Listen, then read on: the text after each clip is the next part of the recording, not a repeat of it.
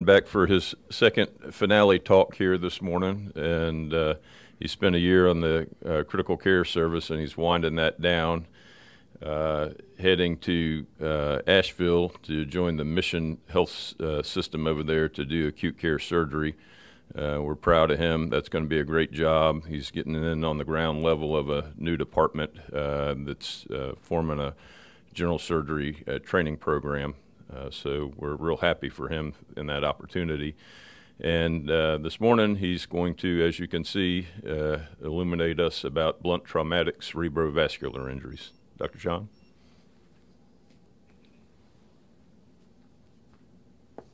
Good morning, everyone. I thought it was fitting to put a picture of Asheville skyline here, since every other time I've talked up here I've put a picture of Chattanooga skyline, so time to move forward. Still don't have any disclosures, still haven't figured out how to make any money in this field. So we'll start with a little introduction. So blunt cerebral vascular injuries are sort of a catch bag of blunt carotid and vertebral artery injuries. I'll here forward abbreviate these as BCVIs for brevity. But these are rare and potentially devastating injuries, and still to this day are. They were originally described in the late 19th centuries by Verneuil. If anyone speaks French, please feel free to correct how I say that. He also described hidradenitis suppurativa and actually named it after himself. Luckily, that name didn't stick. So mortality from this condition has historically been about 25%, and 48 to 58% of survivors have sustained permanent neurologic deficits. Now that is getting better over the last decade. Historically, this was underdiagnosed, but rates of diagnosis have improved, especially with more inclusive screening criteria and more sensitive CT scanners. The incidence has historically been 1% of all blunt trauma patients, but that is changing, hence the asterisk. So I wanted to start with just a brief picture and review of the anatomy of this part of the body.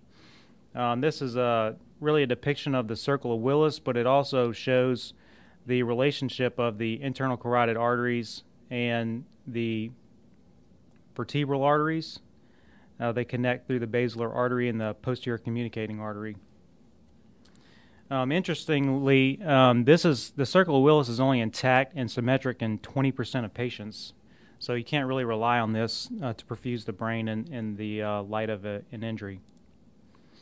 Also, the external and internal carotid artery form collaterals, especially between the basilar and the occipital artery, the ophthalmic and the internal maxillary artery, and the middle meningeal artery and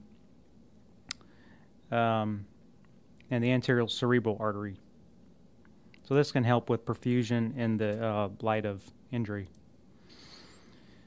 Briefly, we'll look at the segments of the vertebral artery, starting at the subclavian artery. V1 is the preforaminal portion. Then there's the intraforaminal segment. Next, V3 is from the C2 transverse foramen to the dura. This is the most likely to be injured in blunt trauma. And V4 is the intradural segment. A little anatomy review of the carotid artery, the cervical, the petrous, the cavernous, and the rest of the intracranial portions of the carotid artery. Unfortunately, we can only access the cervical portion operatively, easily. And another interesting statistic is that only 1% of blunt cerebral vascular injuries are accessible with an open surgery. So this has mainly been a non-operative treatment. So how do these get injured? Type 1 injuries are most commonly caused from a direct force to the neck from a seatbelt or strangulation or near hanging. Type 2 injuries, I find interesting that they're caused by an hyperextension and contralateral rotation of the head and neck, which causes stretching of the internal carotid over the anterior portions of C1 through C3, which are more prominent anteriorly than the rest of the cerebral vertebrae. Type 3 is an interesting study, an older study from the 70s that found that most type 3 injuries are caused by intraoral trauma. A lot of times kids walking with spoons in their mouths and that sort of thing. And type 4 and 5 injuries are most commonly due to laceration from a basilar skull fracture. So how do these, so what's the natural progression of injury here? If it starts with a pathological insult resulting in intimal tear, this leads to distal embolization or subintimal propagation of that intimal tear, pseudoaneurysm formation, or a complete occlusion. So this is the grading scale that's commonly used. It was hard to find who came up with this, but in 1999 it was published by the Denver crew. So grade 1 injuries are essentially an intimal injury with less than 25% luminal stenosis. Grade 2 are the same with greater than 25% luminal stenosis. Grade 3 are pseudoaneurysms. Grade 4 are complete occlusions, and grade 5 are vessel transections, generally in AV fistulas. Here's an arteriogram of example of the 5 grades of injury. Here's a grade 1 carotid injury, grade 2 with narrowing, grade 3 with a pseudoaneurysm, grade 4 that's completely cut off, and a grade 5 with extravasation, and the same thing for the vertebral artery. It's rare to see a grade 5 vertebral artery injury, although I know at least Dr. Mejia has seen one before he's told me about. So I wanted to go from that sort of into some landmark papers in this topic and sort of talk about how we got to where we are in the literature. I find it interesting that there are only two main camps of research that contributed to this body of evidence, are Denver and Memphis. And I would say 80% of the papers on this topic were published by these two institutions. So starting off with University of Colorado at Denver and Walter Biffle. The unrecognized epidemic of blunt carotid arterial injuries, early diagnosis improves neurologic outcome, was published in 1998 in the Annals of Surgery. This was a retrospective review of their trauma registry between 90 and 97. 37 patients out of 15,500 total patients were diagnosed. That's a 0.27% total incidence. Pay attention to that number because that's going to change over the years. All of the patients got a CTA, which was a 4-slice CTA, and a 4-vessel arteriogram as a confirmatory test. So they had 2 basic camps of patients. One camp before 1996 where they had not developed a screening criteria, a formal screening criteria, and another camp after 1996 where they had. In their screening criteria, they coined the Denver criteria, and this was the original Denver criteria that was published. It's become much more inclusive now. So before 1996, they only imaged patients that had hard signs of neurologic or vascular injury, and believe it or not, their incidence of BCVI was only 0.1%.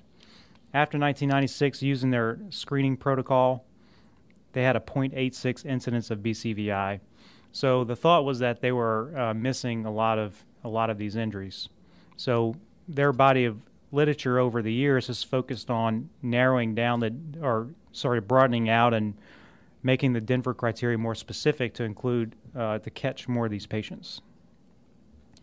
And interestingly, in this paper, they talk about how before 1994, all of these injuries were managed expectantly. They weren't treated with any antiplatelet agents or anything.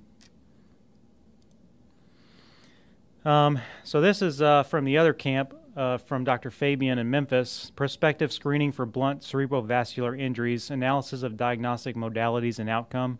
If I had to pick one sort of influential paper for this body of evidence, this would be it. It's a very interesting paper, published in 2002. It was a prospective multi-institutional trial that collected 216 patients with injuries over 2 years. Every single patient got a CTA, a 4-vessel cerebral arteriogram, and an MRA eventually.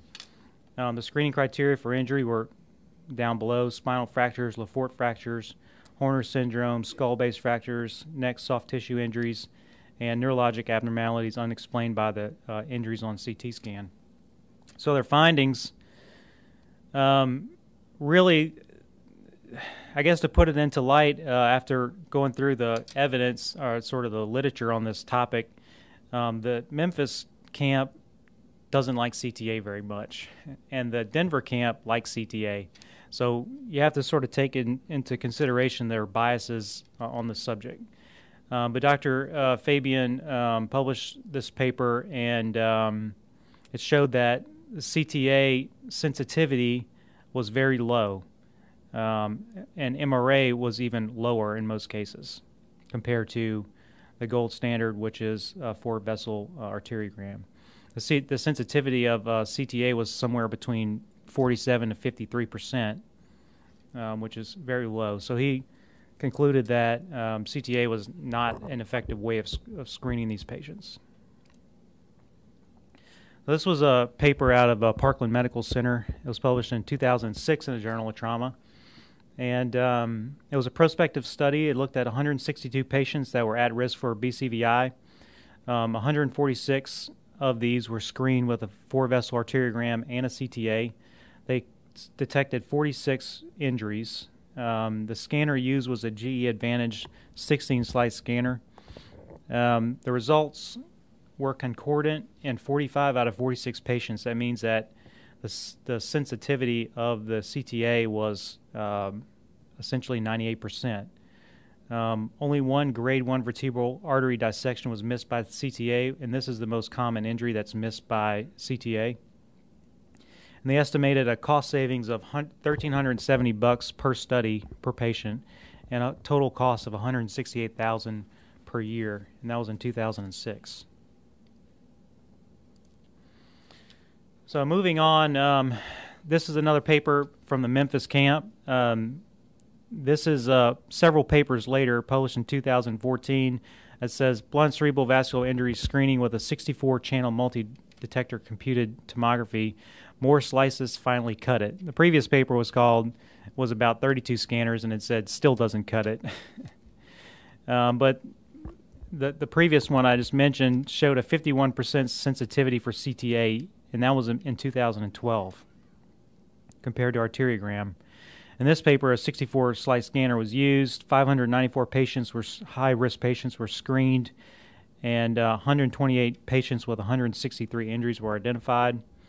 There was a 1% complication rate for the arteriograms, which is important to note. 2 dissections and 1 stroke caused by arteriogram that could be contributed to it. And the per-vessel sensitivity increased from 51 to 68%, going from a 32 to a 64-slice scanner. So they concluded that, and also the per-patient sensitivity was 84%. So the chance of you missing all of a patient's injuries were only 16%. So they concluded that this was sensitive enough, especially if you got a negative study. Your negative predictive value was in the high 90s, 97 and 98%. So they concluded that CTA is now, in fact, adequate for screening for this problem.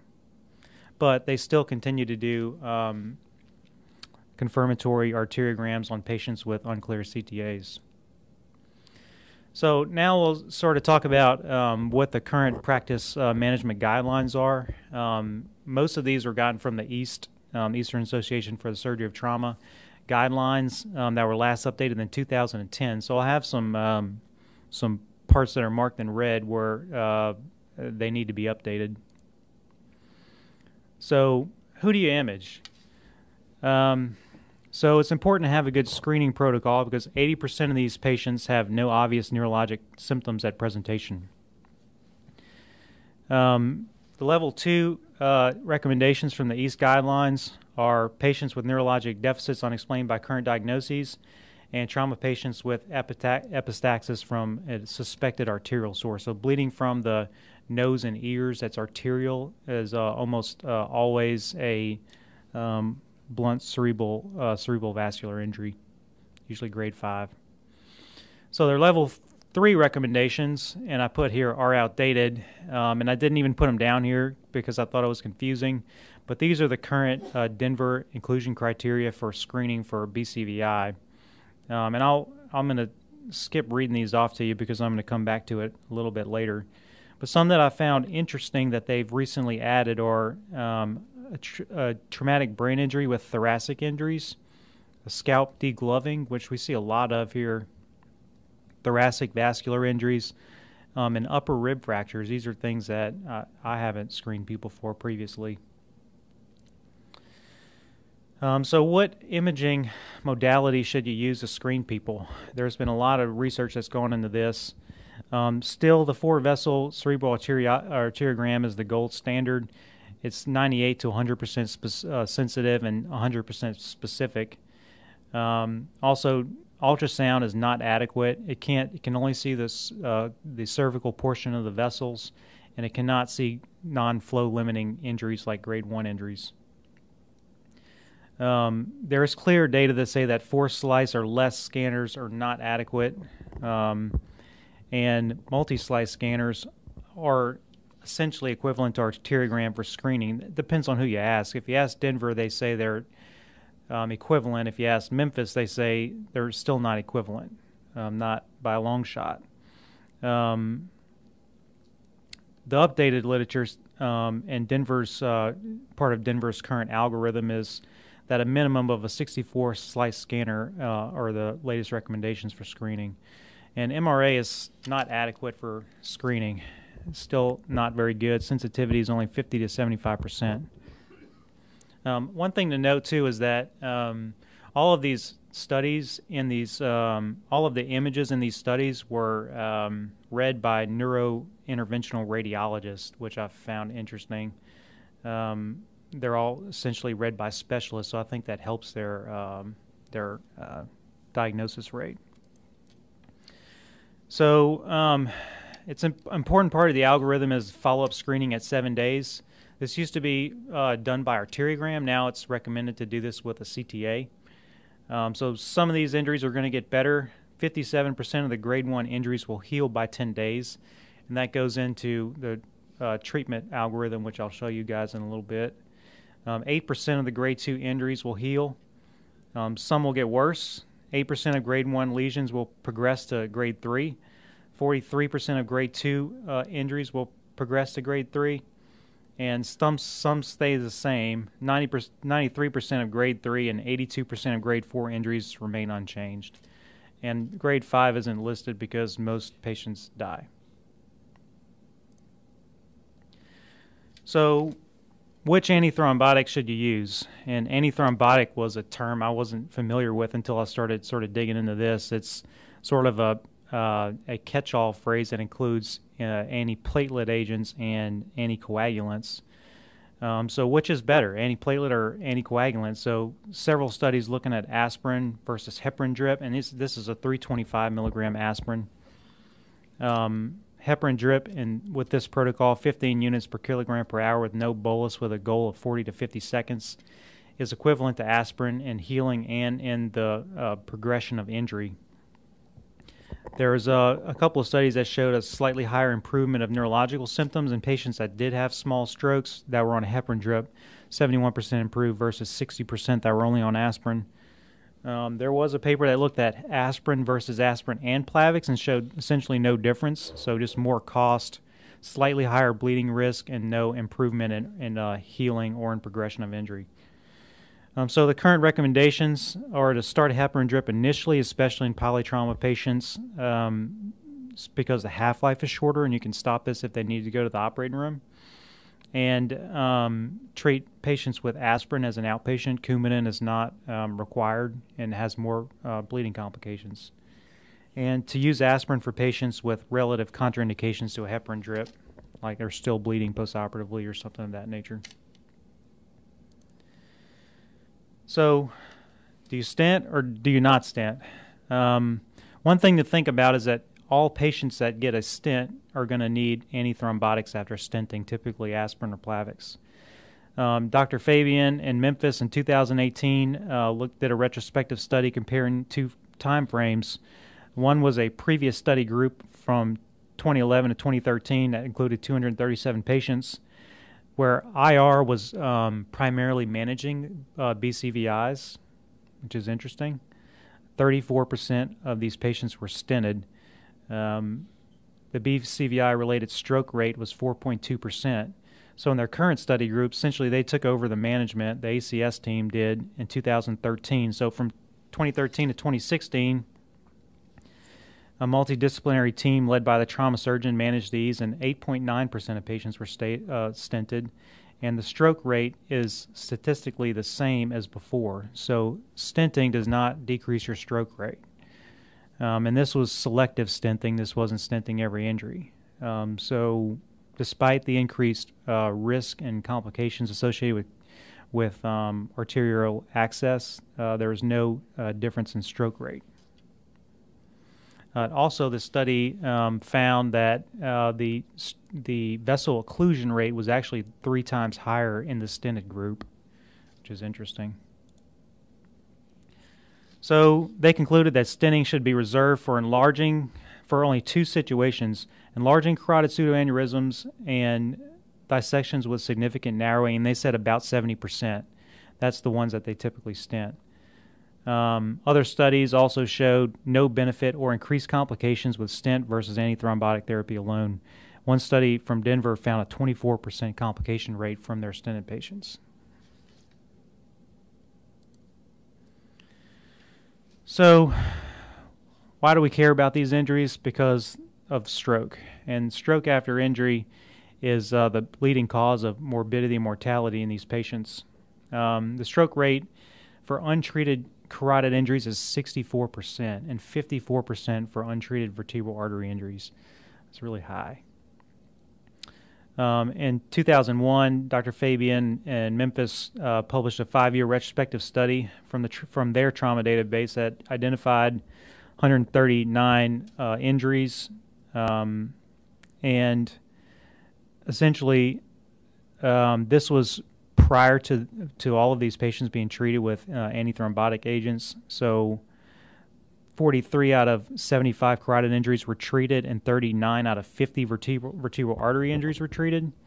The stroke rates were shockingly disparate: 6.8 versus 64% for carotid artery injuries, and 2.6 versus 54% for vertebral artery injuries. This was also a landmark study that that really changed the treatment of this probably all around the country. I think everyone treats these with antiplatelet agents now, or antithrombotic agents.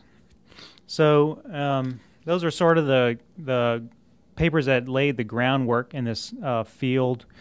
And I wanted to talk about a couple of papers that that really updated the literature. Both I found very interesting. So this is probably my favorite paper out of all of them, because you can really hear the voice of Memphis in this paper. It was published in 2017, and it's looking back on 30 years of research in this topic, which, there's only 2 institutions that could possibly publish this paper, and this is one of them. So these were some of their observations. With more stringent screening protocols, incidence of BCVI has risen to almost 3%. So essentially we're catching 3 times more of these than we previously have with better screening protocols. The stroke rate for untreated injuries has not changed. It's still really high. CTA is still inferior to subtracted run arteriogram for diagnosis, but due to a complication rate of 1 to 2%, and really its resource drain, is typically only used as a confirmatory test. Only 2 indications for stenting exist: enlarging pseudoaneurysms and greater than 70% narrowing with grade 2 injuries. So they looked at 564 patients with a total of 776 injuries over 30 years. There are 2 trends that are interesting. One is the incidence of cerebral vascular blunts, or BCVIs. So it started off low, 0.67, 0.38, went up. In this area here, this is when they were still doing arteriograms for screening on all of their patients. In the modern era, they've moved away from that, and they're only doing arteriograms for confirmatory testing. So you see their incidence has actually gone down from 3.75 to 1.85. Also, the number of patients they treated with stents really peaked in these years, 2006 to 2009, when interventional radiology was managing these patients, and has trended off down to their modern era of 10% of patients stented. This is the really significant finding from this study. This is the number of strokes and the mortality associated with BCVI strokes has just dramatically decreased over the years, and I think this is mainly due to their research and Denver's research in this topic. They actually had no deaths due to BCVI in their modern era the last 5 years or so. So this tells me that we're catching more people early, and we're treating these people adequately, and they're not dying from this condition anymore. This is the last paper I'll talk about, well, second to last. This is Dr. Catherine Berleu's paper, last update in the literature from 2016. They recently expanded their screening criteria in 2011, and they call it the expanded Denver criteria, after they determined from one of their studies, that approximately 20% of these injuries are still going undiagnosed. So they implemented a more inclusive criteria. Then they analyzed the previous era, 2007 to 2010, versus their modern era of screening criteria, 2011 to 14, single institutional study. They found that their diagnosis rate increased from 2.3 to 2.99%. So they concluded that their more inclusive screening criteria has really increased the sensitivity of the screening and are leaving less patients undiagnosed. So we went from a historic 1% rate even just 20 years ago to now we're up to almost 3% diagnosis rate in this condition with more specific and inclusive screening criteria. So in that paper, the Denver team published this screening and treatment algorithm. This is sort of the current screening and treatment algorithm that's recommended to be followed. So it starts over here, hard signs and symptoms of BCVI. These have not changed much over the years. These have been essentially the same over the last 30 to 40 years. Patients hemorrhaging from their mouth. They have a carotid bruit in a young patient. They have cervical hematoma. They have any acute neurological strokes or stroke symptoms or a stroke on CT or MRI. Those patients all get screened. If they don't have that, but they meet one of these criteria here, which are the expanded Denver criteria, then they get screened. So say they meet one of these criteria, they get a multi-slice CTA, and they recommend a 64 channel or better. If it's negative, the negative predictive value is 99%, so essentially you can stop there. If it's positive, depending on the injury, there are different algorithms. So for grade 1 injuries, they recommend starting heparin drip with a PTT goal of 40 to 50. And a repeat CTA in 7 to 10 days.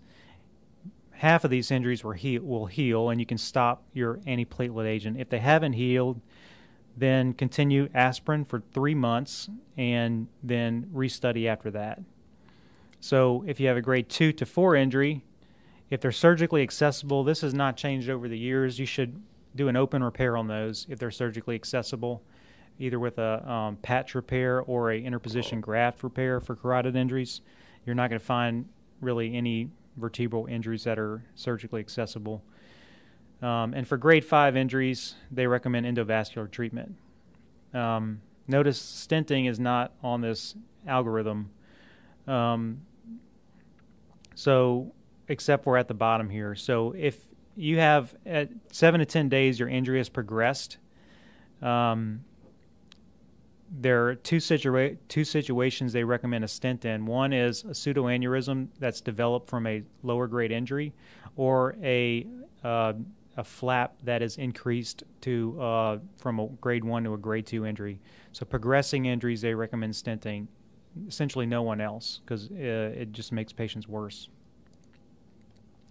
So I'm going to finish with our institution's sort of contribution to this body of data. We contributed to this multi-institutional trial.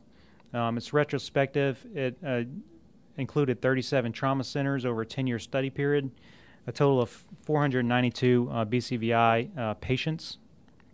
The purpose was to identify when these patients were stroking. So what's the average time from admission or injury to stroke? And that's a sort of an essential part of the discussion about when to start antithrombotic therapy. Do you have to start it right away? Can you just wait, 4 days on all patients? So they started with 492 patients. 182 of these patients already were stroked on admission. 6 of these stroked from endovascular procedures, and one of those occurred here. One. So this is the main group that they really looked at, patients that had strokes during admission. So these were sort of the preventable strokes.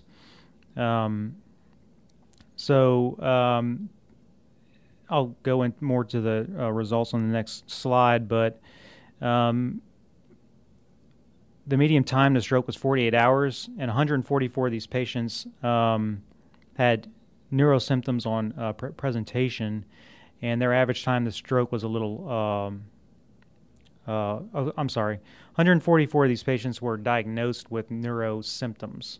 And if you waited that long, then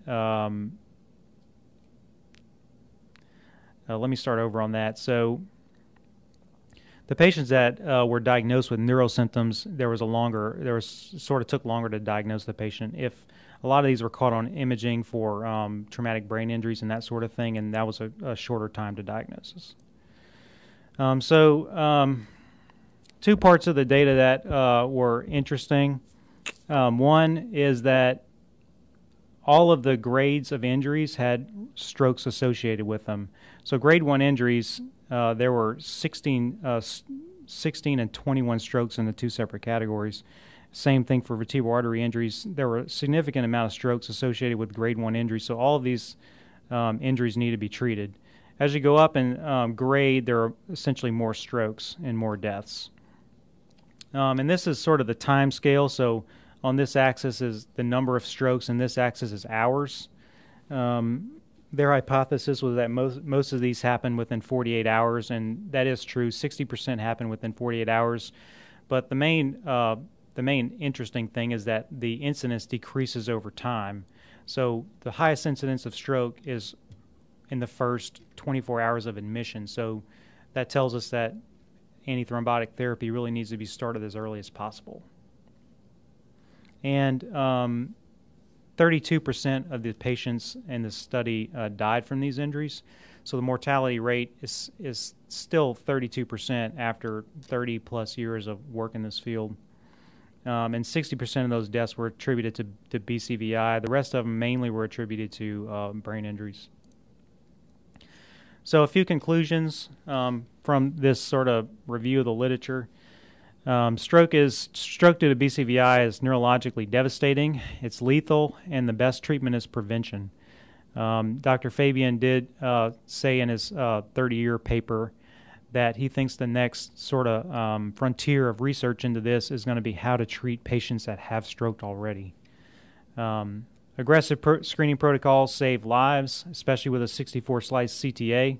That's the modality of choice. But 4-vessel subtracted run arteriography is still the gold standard, but it's expensive and has complications, so use this sparingly. Multiple papers, including ours, show that you really should initiate treatment within 72 hours if possible. Use a heparin drip or aspirin 325. Grade 5 injuries are typically operative, or the patient doesn't survive. And you should still repair carotid injuries that are surgically accessible open. The results are still better, but that's only 1% of these injuries. And remember to reimage your injuries at 7 days. CTA is adequate. Stop treatment if the injury is healed, and only stent injuries that worsen or expand. And always give antithrombotics after stents. That's my references.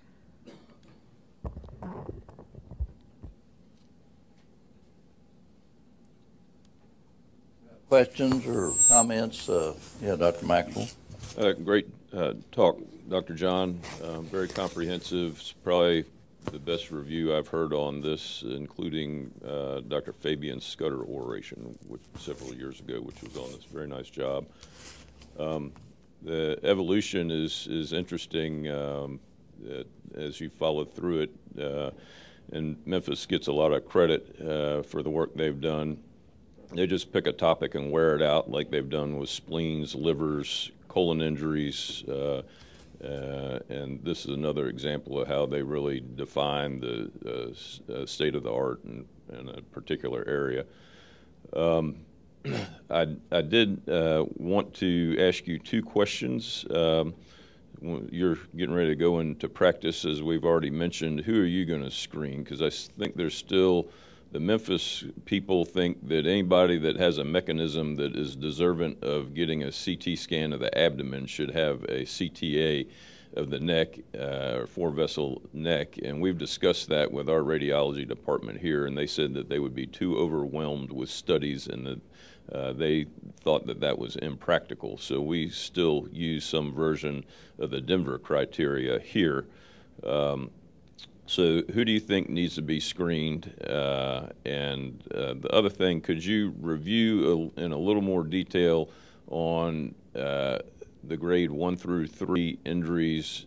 Do you think all of those patients need to be put on a heparin drip initially, or can some of them just be put on an antiplatelet agent from the get-go?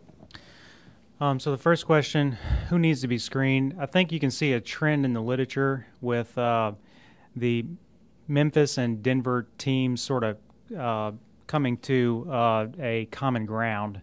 Essentially, almost everyone. I think Memphis, I think they're both reading the book from a different end, essentially. I think Denver's criteria keeps getting more inclusive, and Memphis has said all along all these patients need to be screened, essentially, and they all need a 4-vessel arteriogram, which is pretty aggressive. So somewhere in the middle between where they are now, which is a very inclusive screening criteria, and everyone.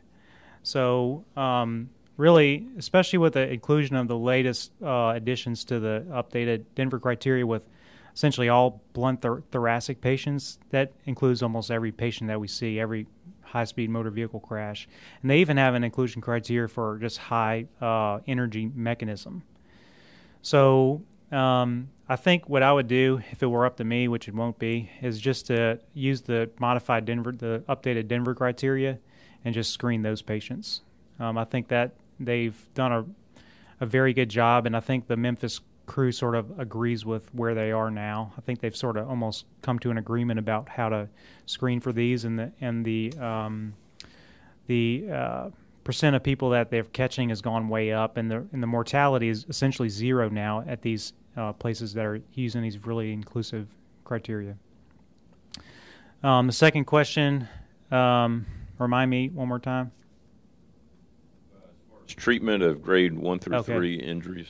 I think whether you use a heparin drip or aspirin 325 is it doesn't matter really. I think the way that I'll think about it is aspirin lasts for 7 days. Heparin you can turn off within 2 hours. So if I need to turn it off quickly, then I'll use a heparin drip. If I'm not worried about the patient's other injuries bleeding, then I'll use aspirin.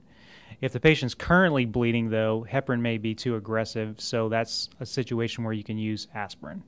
It sort of contradicts itself, but that seems to be what the literature recommends. Dr. Dart.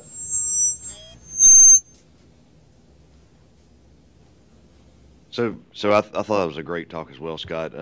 Just to comment on the heparin aspirin controversy, I think that'll be actually the really next big frontier, is defining what really the role of which anticoagulation. I think Coumadin and everything else has sort of been put to rest, even maybe Plavix in some instances, unless they've got a stent or something like that. But the problem with heparin for 7 days is it's impractical. If you screen everybody, you're going to end up having a significant number of these things, and you're not going to be able to keep people on heparin drips for 7 days sitting in a hospital for a grade 1 vertebral artery injury. Yeah. And so everybody acknowledges that. Even the people that are writing about this all the time will acknowledge that's not, they publish on this, and that's not the way they really treat these patients, even in their own institutions, for grade 1 vertebral injuries or even carotid injuries that have no other injuries and are home in 4 or 5 days. And so I think that'll be the next frontier, is really defining this. I think the advantage of heparin, though, is there is some data, and if you think about it from a basic science standpoint, especially these multi-system injured trauma patients that you're really worried about absorption and things like that, at least with heparin, there's in the initial 48 hours, you can turn it on, you can turn it off. There is some idea that it stabilizes the clot. And the PTT goals are decreased compared to what you're normally putting these patients on for arterial insufficiency or other indications. And so that's a very important distinction. And so in EPIC, for example, there's not an order for a PTT goal of 40 to 50. You have to go in and enter it. Yeah, there's a CT surgery one that's, I think, 40 to 60. And so we've run into this problem right when EPIC started. I don't know if you remember this, but we had a patient with a blunt carotid injury that got started on a heparin drip, and they just got selected the heparin drip in EPIC, and it's a PTT goal that's much higher than that. 60 to 80. Yeah, and so then the next thing you know is you've got PTTs of 120 on a patient with bad liver and a bad head, and you can have poor outcomes because of that. So I think everybody needs to be aware that you don't just select the heparin drip. It's not just cookbook medicine. You have to understand what the recommendation is. It's a very low rate of heparin, and then what I usually do is get them on aspirin pretty quickly within a couple of days. Yeah, one comment quickly. I think that's what Memphis and Denver both do, is that they start with heparin drip, and if they're going to discharge them, they just put them on aspirin, and they follow them up as an outpatient. So they don't recommend keeping the heparin drip for a week. They just say start it initially because it's safer in a lot of patients. Agree with that. So grade 2 vertebral injury, can you just put them on aspirin, or are you going to put them on? I think it's essentially equivalent. Yeah, if they're not a polytrauma, yeah, I think it's safe to put them on aspirin 325. I think that's safe. I think heparin can be more convenient in a patient with blunt a spleen injury or a liver injury, because if they do bleed, you can stop it. With aspirin, it's harder. You have to transfuse them and that sort of thing. There was a study, I didn't put it in the slide, but there was a study that looked at holding anticoagulation for people with sort of confounding factors like traumatic brain injury, blunt abdominal injury, and the stroke rate was the same whether they got treated in the first 72 hours or between 72 and 96 hours. It was a 9% or so stroke rate with these. So I think with these patients that do have blunt injuries, as long as you're starting them in the first 3 days or so, that it's better than nothing. But I think maybe equivalent. I mean, you'd have to admit. I mean, I think we've all gotten a lot more comfortable with anticoagulation in these multi-injured trauma patients. I mean, I would submit that putting somebody on a heparin drip with a PTT goal of 40 to 50, unless they've just got a large epidural around their cord and paraplegic symptoms and a subdural hematoma that's expanding, I'd put them on heparin. I'd put them on heparin starting out of the emergency department. So. I think that's safe. That paper had thousands of patients in it, and they had 0 bleeding complications from their protocol. The other thing Dr. Dart touched on is the absorption in some of these polytrauma, shock reperfusion, ileus type thing. You can always give a rectal aspirin suppository. That probably would get absorbed and help. What percentage of these patients were pediatric? These were all studies done in adults, but they're actually, I did look at one study from Denver that looked at the pediatric patient, and they recommended all the same things essentially. They recommended the same screening criteria and the same treatment algorithms because the outcomes were similar to adults. Dr. Zug, you have a question? Do we need to be getting a follow-up CT scan 7 days after their injury? Yes. Yep. All these patients should be screened at 7 days to determine whether or not you continue their antiplatelet therapy. The 30-year Fabian paper, they are still doing arteriograms at 7 days, and they said that they would be treating twice as many people for 3 months with anticoagulation or antiplatelets than if they just use CTA. So there's still a difference between arteriogram and CTA, but giving someone aspirin for 3 months, it hasn't shown to be very harmful. Let me just interject right now. This has now become enough of a discussion point in trauma that you would not be surprised at all to have a patient presented to you on oral boards that has this problem, by the way. If you would go back to your early slide, just turn the lights down, John. Go to your anatomy slide there, the mechanism of injury. For the benefit of the students, I want to be sure, yeah, this is the mechanism of injury. That's sort of a stretch mechanism, but of course that would occur, a lot of that would occur as a result of a sudden deceleration injury. So be sure that you understand, in the residents, let me reiterate for you that when you've had those kind of deceleration type injuries at least, there are multiple other sites of the body where the arteries can pop as a result of that. And also, as a matter of fact, of course, small bowel mesentery and that sort of thing as well. So I just wanted to point that out, but the mechanism of injury, yeah, Bob, go ahead. You didn't have time to touch on it much in your talk, but now maybe that we're going back, could you talk a little bit about why Horner's syndrome occurs with this?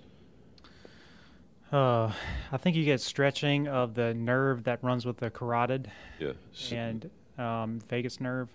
The sympathetic ganglion gets stretched. Yeah. Which is usually when you see that, that's sort of a hard sign for vascular. So you get an anisocoria. It's not really a full Horner sign with a ptosis and hydrosis, but it's an anisocoria, and it's usually you get mydriasis of the pupil, right? So the injured side is the small side. Usually in trauma, you think the big pupil is the side of trauma, but the big pupil is normal, and the small pupil is the side of injury. Okay, the patient that we had here that had the stroke, was it from the diagnostic angio or was it from the stent? So we had, over 10 years, we had 28 patients that had strokes due to this Well, you were talking about in the series that you had where we participated, okay. 28 patients. Only one had a stroke due to the arteriogram. But was they had it a dissection during the diagnosis or was it during a treatment effort? It was during a stenting effort. Okay. They caused a dissection, placed a stent, but the vessel was occluded immediately after.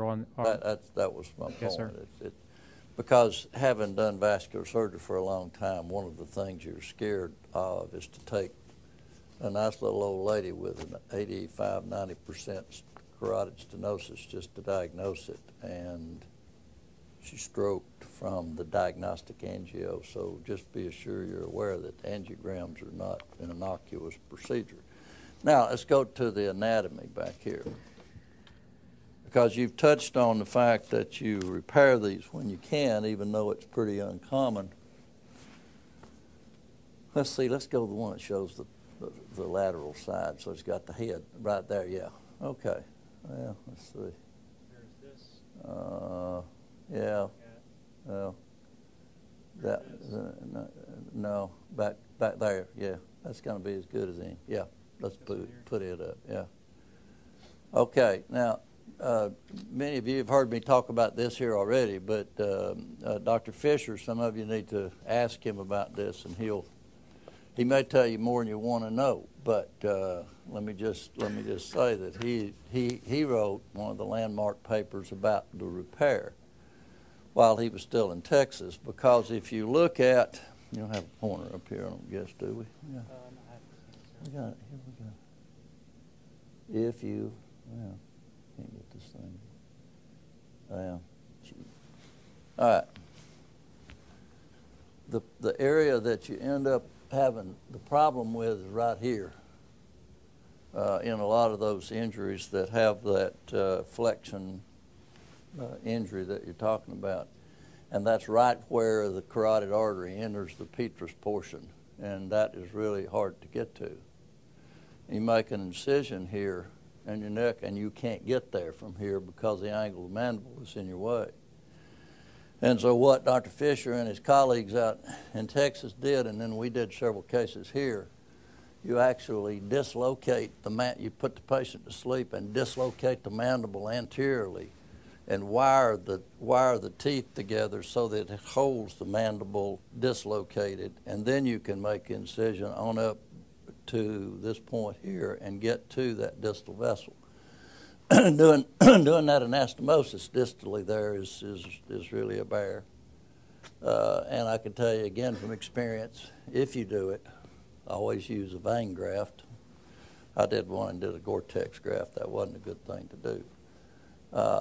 But we, for the benefit of the students in particular, we went through a phase in vascular surgery that started to die out maybe 10 years ago, which that we thought we had to operate on everything. We treated nothing with observation. In fact, this cerebral vascular injury was one of the first ones that we started to say, wait a minute, maybe we don't have to operate on everything just because we can see it on an arteriogram.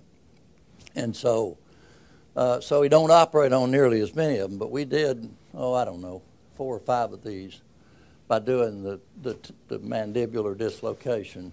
But it won't stay that way. And I told a few of y'all the story about we had a Vietnamese plastic resident, the first one that we did, and since the plastic residents work in the area of mandibular fractures and so forth a lot, and this guy had a lot of experience in Vietnam before he came to the U.S., we asked them if they would come and do the temporomandibular dislocation. I walked in the operating room, the patient was asleep, and he was up, had his knees over the patient's shoulder, pulling the mandible up, but he got it dislocated and fixed it. But it was unusual. It's the only time I've ever seen that in surgery, to have a patient asleep and his head between the patient's legs. But anyway, but that is the approach. And I don't know if we operated on any of these here, Bob, in the last, or Ben. For Blunt, I can't think of a case in a long time since that we've had to surgically explore one of these. Penetrating's all different, though. Occasionally still see carotid injuries. Just one additional word about the stenting. It really has fallen out of favor. I can't remember last time we put a stent in here, but sometimes it's necessary. And when you get to anecdotes after a talk, it's probably time to wind it down. But anyways, I had a UPS driver that was in a bad crash and came back to the office a couple of weeks later complaining of this whooshing sound in his ears. And he had a slight detectable bruit, and we got him evaluated, and he had a skull base fracture, and he had high-grade stenosis on both carotid arteries and wound up getting stented on both sides, and his whooshing sound went away. So it's a point to always listen to the patient. They may not be crazy when they're hearing things. Well, I think the thing I wanted to point out more than anything, this was more than anecdotal, because we started being very aggressive about angiograms well before CT scans could pick these up, because we did have these patients that were subtly detected, and Dr. Clemson and I in particular would angio people very aggressively early on. And so it is the change in the way treatment comes about, but the aggressive surgical treatment is not something that I would encourage you to jump into, although several of those patients did well and they had neurologic symptoms before. So, and I say several because we didn't have that many of them to do, because you just don't have them. Most of those patients don't do that well at the scene. But that was the experience that we had with that.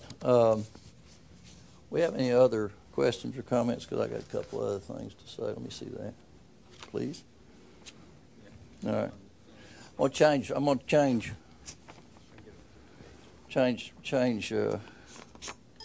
venues of discussion here just for a minute.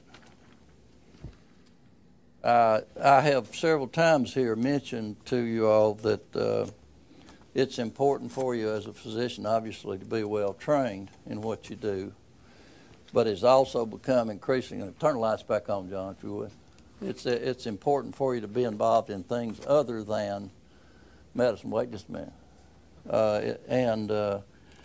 I think for medical students and for residents as well, you have to do things like talk to legislators and talk to politicians so that they understand about health care and what the real problems are. And this is the newest version of the Tennessee medicine.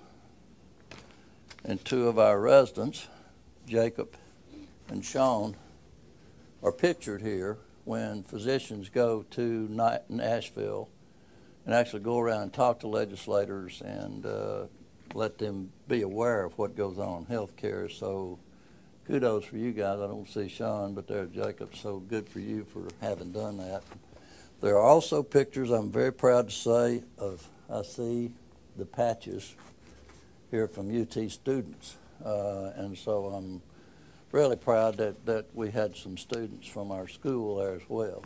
I want to add to, at the end here, that I agree with Bob. I've heard talks about blunt injury to the carotid vessels lots. That's the best one I've ever heard. Really well Thanks, done. Dr. Burns. Thank you very much. Good job. Thank you all for listening.